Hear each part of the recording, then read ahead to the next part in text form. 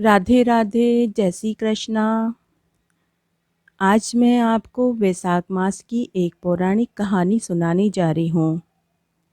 इस कहानी में एक लुटेरा 3 दिन तक वैशाख मास में भूखे प्यासे रहा तो उसे मरने पर मोक्ष की प्राप्ति हुई।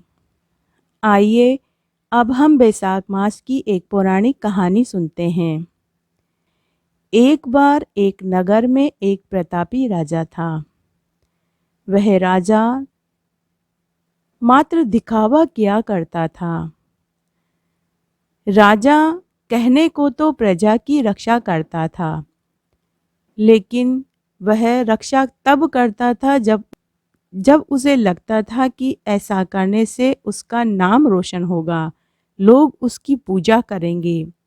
वह राजा अमीरों को सभी सहूलियतें दिया करता था, लेकिन गरीबों की वह कोई मदद नहीं करता था। गरीबों से लगान वसूलना, कर लेना वह हमेशा याद रखता था। जब कभी अकाल, महामारी, ओलावृष्टि पड़ जाती थी तो गरीब किसानों को बहुत फसल में नुकसान होता था। उन्हें अपनी फसल की आधी कीमत भी नहीं मिलती थी। जब कभी गरीब किसान राजा से मुआवजा मांगते, लेकिन राजा मदद करने की बजाय उन्हीं से लगान वसूलता और कर वसूलता था। पूरी प्रजा राजा से बहुत दुखी थी, लेकिन उसी नगरी में एक लुटेरा था। वो वेश बदलकर अमीरों को लूटता, वह उन रुपयों से वह गरीबों की मदद करता था। लेकिन वहाँ की प्रजा को कभी भी मालूम नहीं चला कि जो उनकी मदद करता है वह उन्हीं के बीच में रहता है।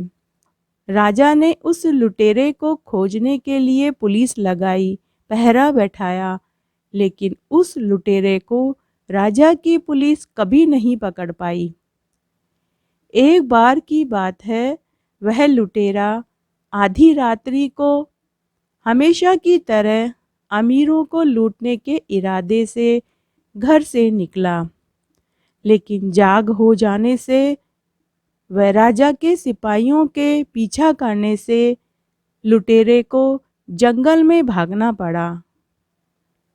लुटेरे को कई दिन तक जंगल में दर दर भटकना पड़ा, क्योंकि गांव में जाने के हर रास्ते पर राजा ने सिपाही बैठा दिए। लुटेरा वापस गांव भी नहीं आ सकता था।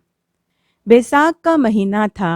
अन्न जल ना मिलने से लुटेरे का 3 दिन तक उपवास हो गया। भूख और प्यास के कारण लुटेरे का बहुत बुरा हाल था।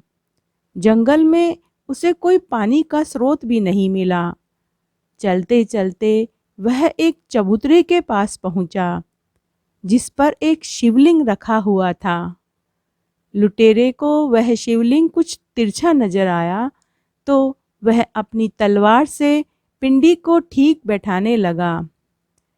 तब लुटेरे ने शंकर भगवान को प्रणाम किया और मन ही मन बोला, महादेव गुरुजी हैं, परशुराम के गुरु थे, इसलिए वे मेरे भी गुरु हुए।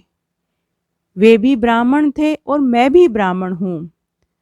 उन्होंने अमीरों का नाश किया और गरीबों का पालन किया था। मैं भी तो वही कर रहा हूँ। राजा मुझे डाकू समझता है। मैं अमीरों से धन लूटकर गरीबों को बांट देता हूँ और राजा अमीरों का साथ देता है, गरीबों का साथ नहीं देता। तो फिर डाकू कौन हुआ, राजा या मैं? वह मन ही मन ये बातें सोच रहा था। फिर उसने मन में ही कहा कि जब तक शंकर भगवान का मेरे सिर पर हाथ है, तब तक कोई मेरा बाल भी बांका नहीं कर सकता।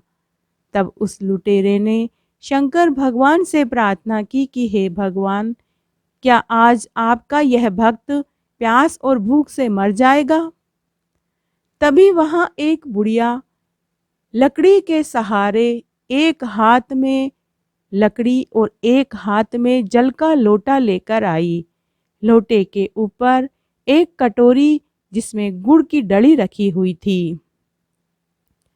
लुटेरे ने बुढ़िया माई से पूछा कि बुढ़िया माई तुम कौन हो और इस जंगल में क्यों और कैसे आई हो। बुढ़िया माई ने कहा कि बेटा, मैं पास ही गांव में रहती हूँ।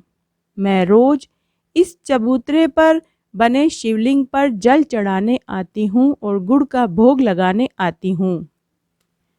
यह चबूतरा मेरे बेटे ने बनवाया था और उसके ऊपर जो यह शिवलिंग है यह भी उसी ने स्थापित किया था। मैं एक कुमारिन हूँ।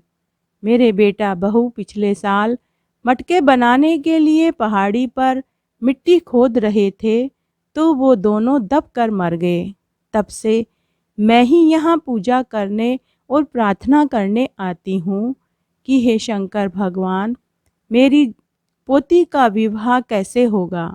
बिन माँ बाप की बच्ची का कन्यादान कौन करेगा।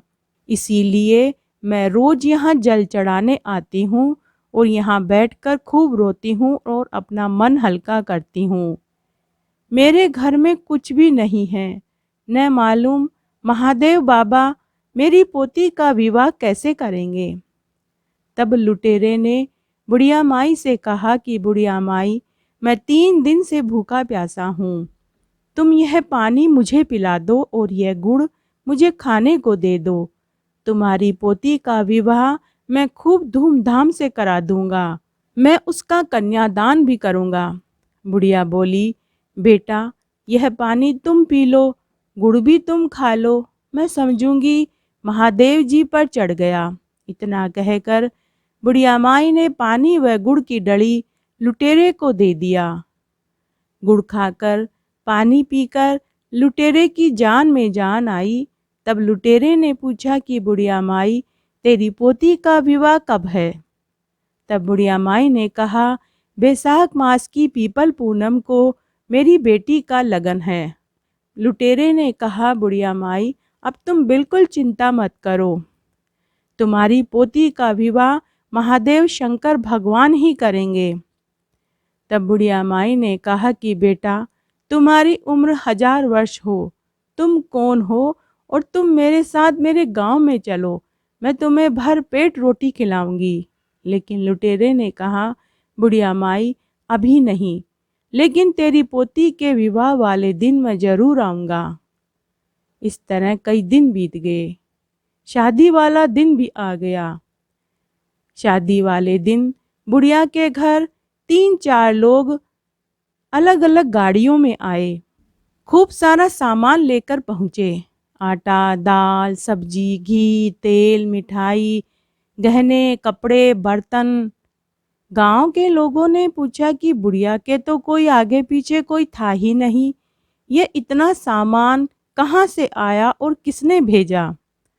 तब गाड़ी वालों ने कहा कि हम तो किराए के लोग हैं, हमें तो सारा सामान यहाँ पहुँचाने का हुक्म मिला था जो हमने पहुँचा दिया। ऐसा कहकर वे सभी लोग वहाँ से चले गए। पूरे गांव में बहुत आश्चर्य हुआ। तभी वहाँ शादी का कनात लगाने वाले पहुँच गए, कुर्सी लगाने वाले, सजावट करने वाले पहुँच गए। बुढ़िया माई का घर जगमग करने लगा। हलवाई मिठाई बना रहे थे। गांव की औरतें मंगल गा रही थी। तभी धूमधाम से बैंड बाजों के साथ बारात आई। खूब स्वागत सत्कार हुआ। लुटेरे ने एक साहूकार सेठ का वेश बनाया और बुढ़िया के घर पहुंच गया। बुढ़िया ने उस लुटेरे को गले से लगा लिया।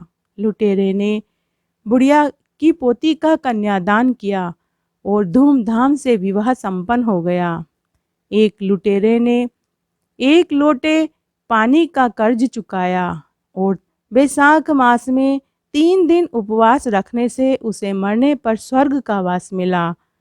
घटती हो तो पूरी हो, पूरी हो तो परवान चढ़े, भूले बिसरे नाम तेरे भंडार में भरे।